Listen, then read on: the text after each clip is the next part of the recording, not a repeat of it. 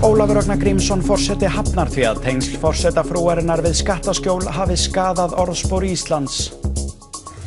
Forsetinn segir mikinn stuðning við aðra frambjóðendur ekki hafa orðið til þess að hann íhugi að draga framboð sitt tilbaka.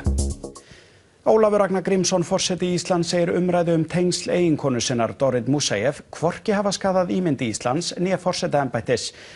Lillý Valgerður Pétursdóttir ræddi við forsetann í dag.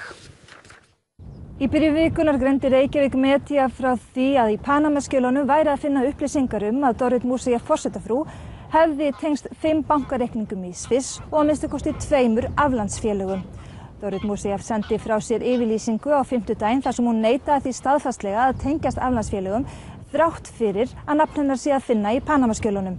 Þá sagði hún jafnframt að hún hefði ekki átt í persónlegum samskiptum við bankann í Sviss.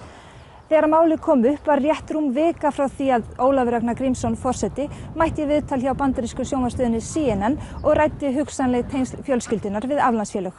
Do you have any offshore accounts? Does your wife have any offshore accounts? Is there anything that's going to be discovered about you and your family? No.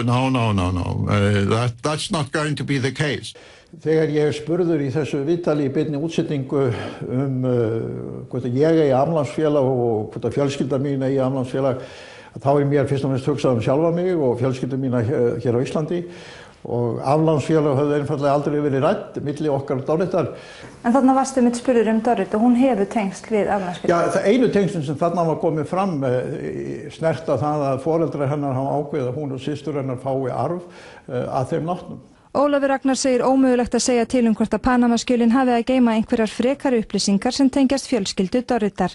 Auk íslenskra fjölmiðla hafa meðal annars breskir, franskir og þýskir fjölmiðlar fjallað málið. Ólafur telur málið ekki hafa valdið miklum skaða. Ég hef ekki séð neinn vitnisburð það að skaða forsetafrúnni. Skaða Ísland, ímynd Íslands. Og þetta hefur ekki orðið til þess að þú hefur íhugað að draga framboðið tilbaka? Nei, það hefur ekki haft nein áhrif á það vegna þess að þegar ég tek ákvarðanir þá tek ég ákvarðanir út frá þeim grundvelli hvernig hlutirnir eru í raun og veru en ekki eftir hasarnum og hvað mér finnst í mínu hjarta og í mínum huga. Ólafur viðurkennir að dregið hafi úr þeirri óvissu sem var þegar hann ákvað að sækjast eftir endurkjöri. Þá eru líka komnir fram frambjóðendur sem njóta samkvæmt skoðanakönnunum nokkur stuðnings. Það auðvitað fagnaðarefni, tel ég vera, að það séu komið fram á völlinn frambjóðendur sem njóta minnstakosti álíka stuðnings eins og margir fyrri forsetar hafa fengið í sínum frambúðum. Það það æskilega og það það góða. En hefur þú þá íhugað að draga frambúðið tilbaka? Ég hef ekki íhugað það á þann hátt sem að þú ert að nefna. Vegna þess að ef ég svaraði því spurningu játandi þá væri það aðal fyrirsögnin í fréttatímanum. Þannig að bara sannleikanum samkvæmt þá ég bara staddur hann sem ég staddur. Og svo verður bara komið ljós hvað ég geri. Ólafur Ragnar Grímsson segist hafa verið að tala fjölskyldu sína á Íslandi en ekki Musayev fjölskylduna þegar hann sagði í viðtali á CNN að fjölskylda sín tengdist ekki aflandsfélögum. Ólafur Ragnar Grímsson, forseti Íslands, segist ekki vera hluti af þeirri óvissu sem var til þess að hann ákvað að gefa áfram kost á sér í embætti þótt nafn eiginkonu hans komið fram í Panama-skjölunum. Hann segist hafa verið að tala fjölskyldu sína á Íslandi en ekki Musayev fjölskylduna í viðtali á CNN á dögunum. Samkvæmt Panama-skjölunum svokölluðu tengist Doritt Musayev, eiginkona Ólafs Ragnars, minnst 5 bankareikningum í Sviss í gegnum fjölskyldu sína og að minnst það kosti 2 aflandsfélögum að því að Reykjavík Media og nokkur erlendir fjölmiðlar hafa greint frá. Annað þeirra Javik Properties á bresku Jómfrúreyjum. Skömmu áður en þetta var birt hafði Ólafur Ragnar fullyrt í viðtali við CNN að ekkert ætti eftir að koma úr skjölunum hann eða fjölskyldu hans. No. Þegar ég spurður mína fjölskyldu þá skil ég spurninguna fjölskylda mín á Íslandi og Dorrit.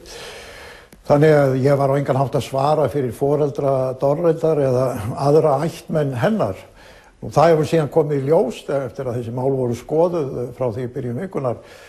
Dorrit hefur aldrei átt reikninga í þessum svissneska banka þó að foreldrar hennar hafi gert það en það hafa foreldrar hennar stundað viðskipti og verslunarrekstur í Sviss í áratugi. Þannig að hún hefur aldrei tengst þessum banka með neinum hætti gagnstætt því sem að menn hafa nú verið að fullyrða hérna í þessum miðlum Og varðandi þetta fyrirtæki Djævik sem hefur verið nefnt, að þá hefur hún aldrei komið nálægt í, vissi ekkert það, aldrei átt neitt hlut að því að neinu tagi. Þetta var það alfarið málefni foreldrannar. En hvernig stendur á því að nafn hennar kemur enga síður fram í þessum gögnum?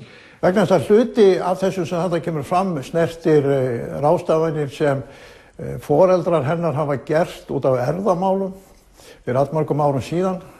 Það hvað muni gerast þegar þau eru bæði látin. Ólafur Ragnar segir geta komið til greina að opna bókhald þeirra hjóna. Það sé þó ákvörðun Dorritar. Þegar Ólafur Ragnar tilkynnti að hann hygðist gefa kost á sér áfram í embætti, sagðist hann í yfirlýsingu gera það vegna óvissu ástands. Þar var meðal annars vísað til afsagnar Sigmundar Davíðs Gunnlaugssonar vegna aflandsfélaga sem hann tengdist í gegnum konu sína. Þá vaknar upp spurningin hvort Ólafur Ragnar sjálfur sé orðinn hluti af þessari sömu óvissu. Í ljósi þess að eiginkona hans, Dorit Musayev, þungamiðja í umræðum Panamaskjölin vegna tengsla hennar við aflandsfélög. Ef þú horfir á staðreyndirnar þá ég það ekki.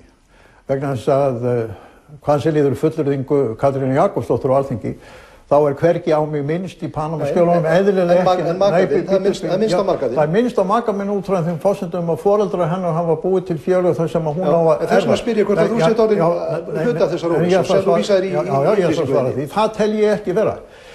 En auðvitað geta menn hér heima búið til í umfjöllun og annað og farið með hlutina út í móa og svo framvegis.